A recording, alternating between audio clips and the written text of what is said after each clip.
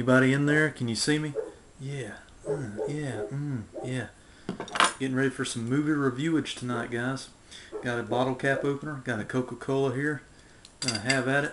Hey, look here, look. Ah, yeah. Coca-Cola. Ah. How's it going, dudes? B Junior here from EnduranceProductions, Movie Cave channel. Haven't been doing movie reviews for a while. I thought I'd get back into it here. Just got finished with good old October there.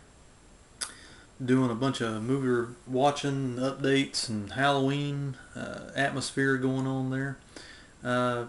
Basically, it took a little hiatus, and the movie reviews you're going to see in the next month or so are probably going to be kind of a break from horror, maybe a few bridge movies that kind of bridge some different genres, action movies, comedies, that kind of thing. Mainly because I watched about every horror movie I've got in my horror movie collection up there, because I started watching horror movies about the end of September on in through the wonderful holiday of Halloween. So kind of horrored out, guys, so I had to take a little break from that. Today, kind of want to do a movie review, as I said before, on what I call a bridge movie. What that means is it's a movie that basically bridges different genres or blends them together, and it'll kind of take us out of the horror atmosphere of Halloween and on into something else, like action movies and thrillers, things of that nature. Let me pause for a little drink here. No, this isn't sponsored by Coca-Cola. The movie I want to do today is, without further delay, Ms.45, Abel Ferrara's classic from 1981. How can I best sum this one up? In a nutshell, Ms.45 is an exploitation revenge thriller with horror movie elements built in. Get it? See the bridge there? And let me explain. As I explain the storyline and everything, you'll kind of hopefully see what I'm talking about there. As I said before, one of Abel Ferrara's first films after the Driller Killer that he made in the late 70s. It's just a great all-around movie. It's become what I would call at least a cult classic, if not a classic, in the revenge thriller subgenre. It's kind of like Death Wish meets Taxi Driver with a twist. It has a woman as the or a female as the main character in the movie. And I gotta say, it's more enjoyable every time I see it. It's one of those that I waited so long to see, and I shouldn't have waited that long to see, and don't have a really good reason why, other than the fact that it's just hard to get. You can probably rent it at your local mom and pop video stores. I'll talk more about my DVD of it here later on in the review. But firstly, let's get into the story.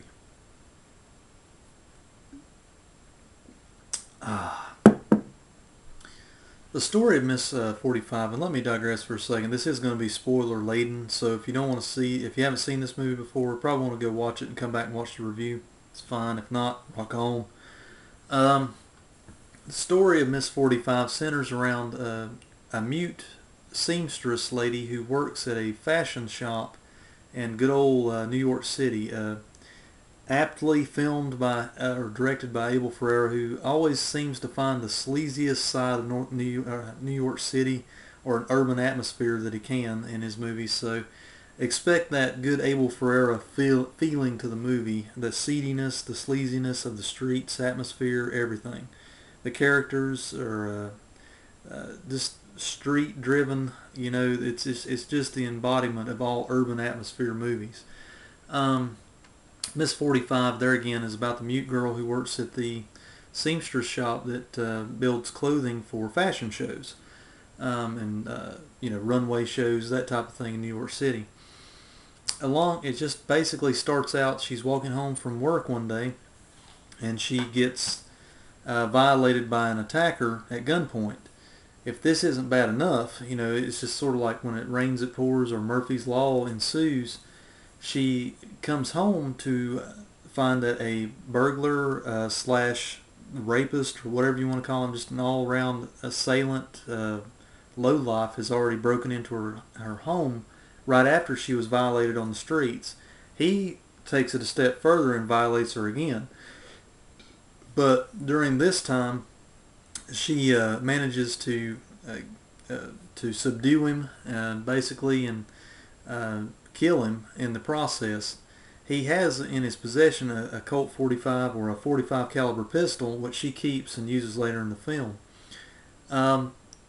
Where the horror movie elements come into play, and what differs this from Taxi Driver and from Death Wish and movies like that, or The Brave One, other movies that have followed, is that it's the way that she does away with the body of her second attacker, who gives her the 45 caliber pistol and kind of pushes her over the edge. If being violated one time wasn't enough, the second time pushes her over the edge, makes her crack, and makes the story kind of take off from there. It's how she does away with his body. She basically loads him up in a bathtub and chops him up in pieces. Loads his pieces in her freezer, and then basically it becomes kind of a running black humor gag of sorts throughout the movie. Each time you see her on the streets, every time she leaves her home, she distributes another piece of him in like a shopping bag into a trash can, or leaves a bag here, a bag there, and the landlady eventually finds the last piece of him, I believe. She's like the epitome of all nosy landlords. I mean, this lady's a character, let me tell you. She finds his head eventually in like the climax of the movie. But that's where the horror movie element comes in, plus the practical effects that are shown in the movie kind of lend itself to a horror movie atmosphere. The music in the movie is excellent. It really fits the tone and mood of the movie. Basically, from that point on, after she kind of cracks, basically she begins to hate men. She begins to hang on their every word, and she goes out in the evenings with the self-imposed duty of doing in all evil-doing men. She just takes them out with the 45 caliber pistol. It's done in a very stylish way, much in the way of the Dirty Harry films were made. You notice in all the Dirty Harry films where Clint Eastwood, the big old 44 Magnum, they just fired it once or twice, and that was enough to do in the bad guys. Same thing goes with the 45 pistol here in this movie. It's done stylish, but not in that John Woo sense where they're just spraying away ammo at 40 billion rounds and nothing ever hits anything, but it looks good. No, that's not the way this movie's shown. She basically goes out and takes them out in a very stylish way. It's just a very, it's very, very, I guess you would call it atmospheric revenge thriller. I really enjoy the atmosphere, and it's just one of those that I can't believe I waited so long to watch, because I really enjoyed it the first time. I watched it the second time, and now I can't even begin. I can't wait to see it a third time. So basically, it brings me to the fact that even though this movie's got a little bit of age on it, it's one of those that still delivers the goods. Some of the clothing styles and things of that nature may be a little dated, but the movie still packs a punch, for its time frame. It basically culminates, another horror movie element in the movie. She goes throughout the rest of the second act of the movie just killing bad guys, and then it culminates to the third act in a Halloween party and a costume party at the end of the movie.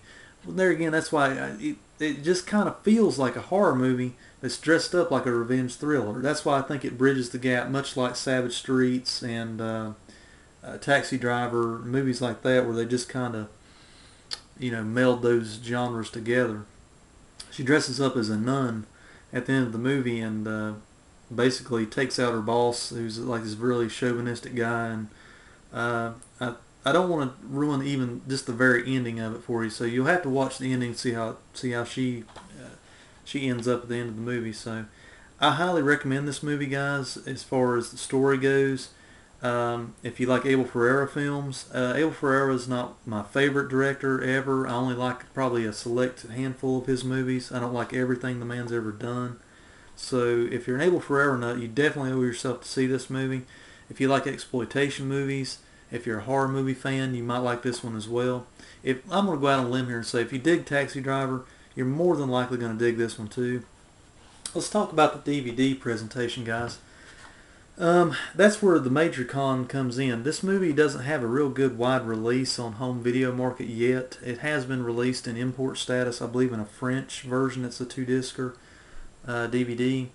The best, most cost-effective way to get is what I'm going to recommend. I've got a Korean import. You can find these pretty good on eBay right now. I paid somewhere between $4 to $5 American for mine. I did hear tell from a couple fellow YouTubers that they upped the shipping on a couple of those sellers, so they might take you to cleaners a little bit more. So it's probably going to range somewhere between about $5 to $10. But if you like these type of films, I'm going to highly recommend that you pick it up. I usually don't recommend something unless I really like the film and it's got good rewatchability. That's when I really recommend that you go out and buy it. I don't think it's on Netflix. I've already tried that. This is pretty much a bare bone copy. And one thing I did find out, they must have a different system for this overseas. I don't think you can see it here, but it does say it's 4:3 full screen. But let me assure you guys, it is a widescreen version of the film, except that it's letterbox widescreen, which means it's not anamorphic. It's not enhanced for a 16:9 widescreen television. So, but all that means is you'll just have to hit your zoom feature, and it'll bring it up to size instead of being picture or window framed on the on the frame of the screen. Um, so all in all, it's a decent transfer. It's not the best quality ever, but it's not the worst quality ever. It's watchable. I will say that, and it's probably the best way to get it for what we have available now in Ms.45 presentations. You can find some old used up VHSs out there. They're going to cost you just about as much as the optical format of DVD. So I say pick it up. I'm thinking there may be a trailer on here. Don't quote me on that, but I think on mine I do have a trailer. It is a Dolby Digital, I think a mono track, but the mono track is pretty clean on this one. I listened to it on the stereo, run through the stereo sound, so it does have Korean subtitles, but you can turn them off, so it's not, and it is English language, it's not dubbed or anything like that. So there again, guys, highly recommend it. I'm going to cut out for now. Ms.45. Revenge exploitation thriller with horror themes in it, so should please a lot of people, and if you've not seen it, you owe it to yourself to at least see it once. There you go, guys. Ms.45, Abel Ferrara classic. Hope you've enjoyed it. I've enjoyed getting back into the movie reviews. Stay tuned for more updates and more reviewage in the month of November. Who knows what could be next?